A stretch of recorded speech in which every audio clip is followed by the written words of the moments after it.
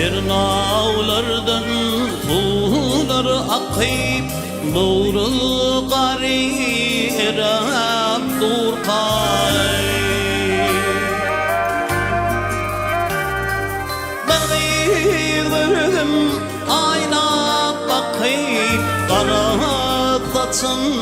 darap durkay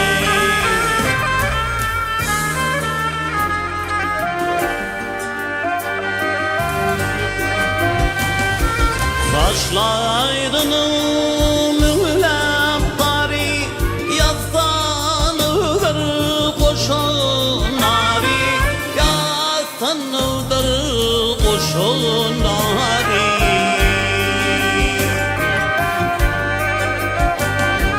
Kimse onu kıridari Kim yolunu karab durkay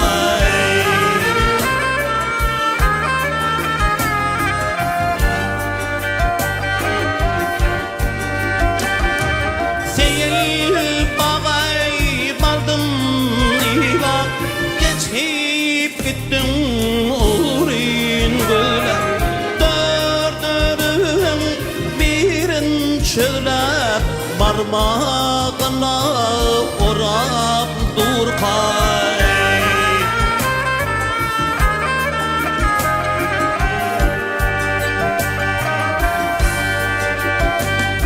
Oğuşuyla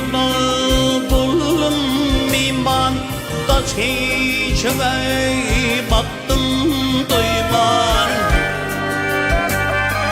Cığni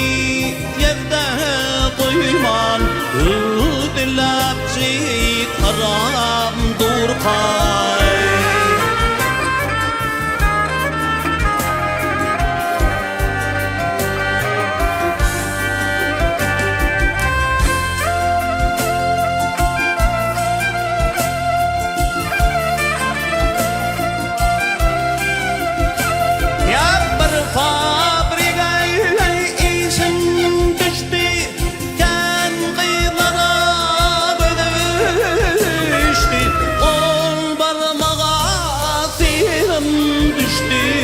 Nay çayıp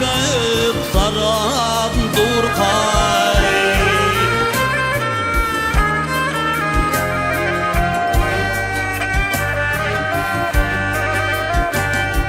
Ezerim elay boltanın can Ehli zeti şunu